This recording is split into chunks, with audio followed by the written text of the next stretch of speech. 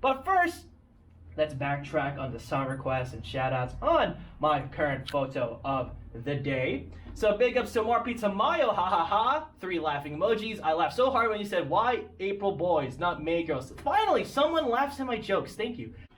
Half a day and welcome to Flexin the 670.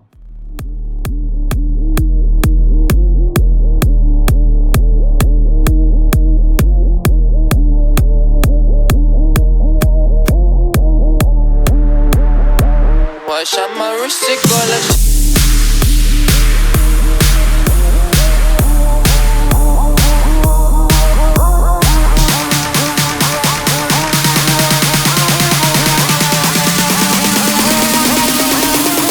Did I really just forget that melody?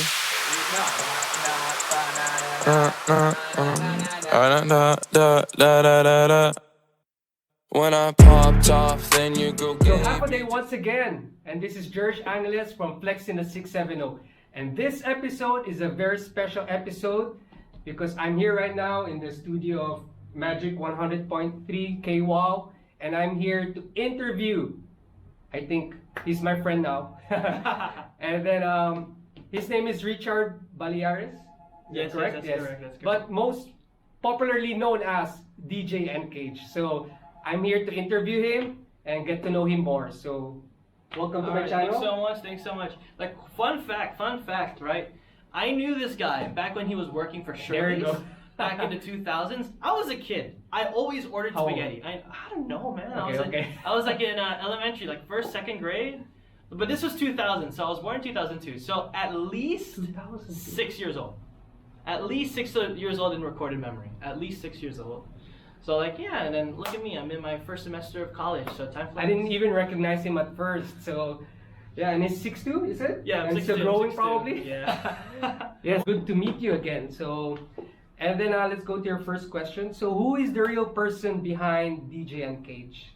Well, DJ N-Cage, behind DJ N-Cage, it's Richard Baleares, son, student at NMC, DJ producer still, but you know, more. Sometimes I do some other stuff as well. Bass player for a church choir, and director at the moment, director of club service for the Rotaract Club of Saipan. Before I do a lot of community service. Back in high school, I was in so many clubs. I'm not gonna do that story. That's like a 10-minute episode of its own. but yes, I do a lot of stuff. But yes, I'm just outside of work. I'm just like a guy that just loves video games, likes anime, streams on Twitch. Twitch.tv/ncagemusic, and produces music, and is just a family guy. I always hear you on this over the radio station about basketball. Are you fond of basketball? Oh yes. I used to play basketball for the NMI Rollers Basketball Association. Rollers, okay. I played for them from 2015 to technically still now, but I haven't showed up to the practices because I've been busy with like okay. family Probably during stuff, summer. jobs and stuff. We'll see how it goes. But I still work out. I run Okay. at the track. That's good. But good to know. yes. And then how about before being a DJ? So could you share with us before you were a DJ? Before I was a radio DJ, I was an actual DJ. I'm still am, like where you mix at parties and stuff. I wasn't that good, I'll be honest. But I haven't practiced in a while, but I didn't know much. I didn't know that there are a lot of specific things for DJs. But yeah, so I outside of work before 100.3, N-Cage was still N-Cage, just DJ producer, and with 100.3, I added radio host there. So I always did DJing and producing. I wouldn't say I was that good back then. I don't think I would call myself good, but I'm getting better every day. And yes, I still haven't practiced DJing in a while. For Twitch, I got affiliated recently, which is like when you hit 50 followers and whatever. That's when you can start earning money. I see. Right, and stuff. So I said I was gonna do a celebration DJ stream. I still haven't done that yet, so I need to work on that. I've been busy. The semester ended, yes. So yeah, maybe you can I'll stop support. by. Yes. Thank you.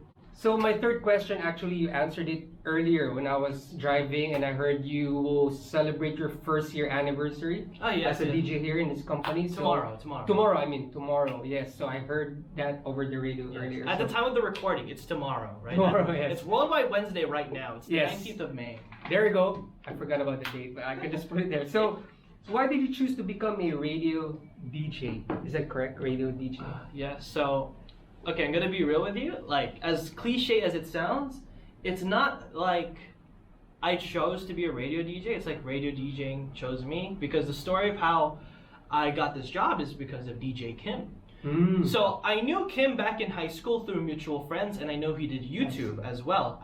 He stopped for a little bit, but I knew Kim, and then I had new neighbors, and my new neighbors were friends with Kim, and so he would come by to, you know, like hang out and whatever.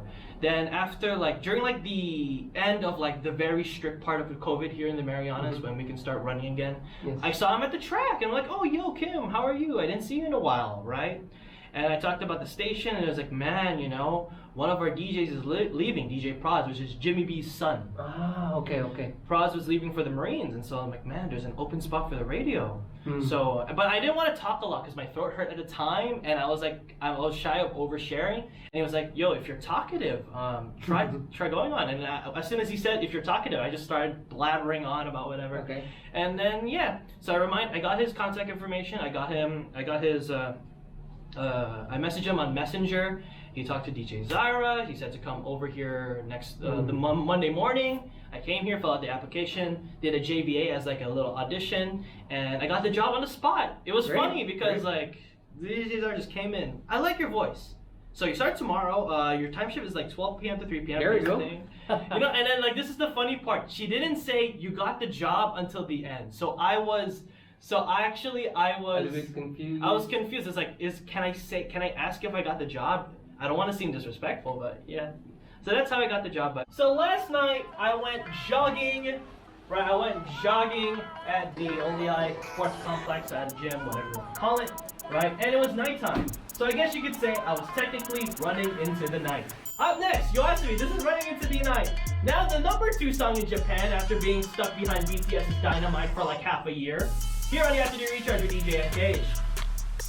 So, what I love most about being a radio DJ, it's not one answer, it's like a double answer. Go ahead. So, the first answer, this is also when I was like, this is what I liked about being a DJ in general, is assuming that you can play whatever, is that you can play stuff that people could potentially might have not heard of before, or like, haven't even experimented with. Okay. Right? And they'll unexpectedly like it, or they'll like it. Okay. Alright, so that's my first answer. And the second answer is whenever people tune in on the radio, right, they would just have like a moment like, oh snap, right? So when I first came into the radio, and whenever I stream on Twitch, I would have Saipan viewers. I mean, most of my viewers are from Saipan, and so they would come over here. It's like, no wonder why your voice sounds familiar. You're from 100.3, and today's Worldwide Wednesday. It's where I play international tracks as well, and you know, a good portion of them are anime openings, so we have like a lot of anime fans over here. The one who plays anime songs on the radio, right? I'm like, yeah, that's me, hi. And so they're just, I don't know how to explain it, but they just didn't expect it, but it's a welcome surprise. And then they tell me that, oh, I usually just listen to Power 99, but as soon as I heard that you're there, right, there's a type of DJ that's like you, I switched over to 100.3. Now I always listen to the radio. And another thing is if I like play local artists' tracks. So a good example was Jerico Montenejo, aka Temple. I don't know if you guys know him. Big ups to Jerico, by the way. He made this track called Face My Fears, and I asked if I could play it on the radio, and he said it was like a big honor, right? Dude was so happy. Dude bought me McDonald's, right? Dude bought me McDonald's afterway. I didn't expect it, right? You want Shirley's next time? Sure, Shirley's spaghetti. Sure, spaghetti. Sure. Go ahead. But this is another thing. When I first started working in the radio, I thought radio was dead. I thought radio was irrelevant. I thought Spotify, Pandora, YouTube Music replaced radio. Like there's no place in radio. But I was proven wrong on day one. Because radio is still active over here, right? I mean, don't get me wrong. Even in the States, man, you still play like all those streaming services, right? But anyone can play a playlist. But I guess it's the personality and the mixture of content that you can offer them. Like, you know, like talking about sports or the hourly weather report or like the audience interaction and like, you know, the specific personality. So like within 100.3, there's Zyra, there's Kim, there's Jimmy B, Power 99, there's Big Boy. I forgot the other guy, but I know Big Boy. Right? And 103.9, I know they have 2 DJs, right? And so, you know, we all offer a variety of different stuff, right? But that's why you want to listen to the radio. It's a mixture of like maybe it fits your song choice, maybe you want to reset your ears, right? And so, long story short, radio's not dead, especially here in the Marianas. I believe so. And so Jericho, right, the reason he explained why it meant a lot to him. Growing up, he didn't have, like, you know, because he's full Pinoy. Growing up, like, and, you know, I'm full Pinoy, so I understand his struggle, right, you know, because, like, you know, immigration status and whatnot, right? So he didn't have enough money to buy himself earphones or a phone where he could play his own music. So on the way to school, riding the school bus, he would always listen to the radio. And he loves music, dude loves music. Right? And so that was his way to engage in something he loves, which is music, listening to the radio. And to hear something that he created play on the radio, that's when I found out, like, this is where I'm just like, wow. Right? Like, just to see, like, the very, like, bright smiles on their faces whenever those things happen, that's one of the things I love about the radio. And then, well, that answers also my other question. What's up with the Japanese songs? Like, almost every program I hear you in the afternoon, because, you know, you've been part of my afternoons when I go, no, really, on my way to pick up my kid.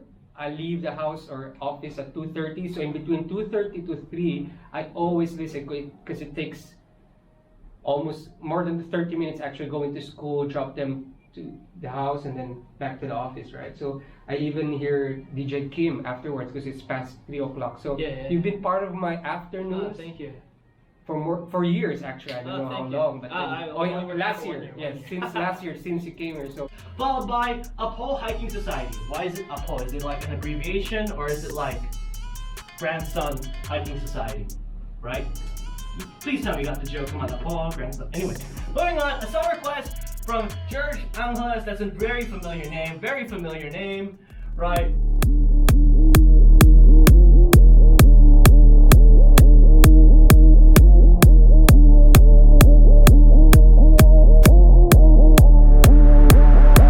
Watch out my wrist, it go like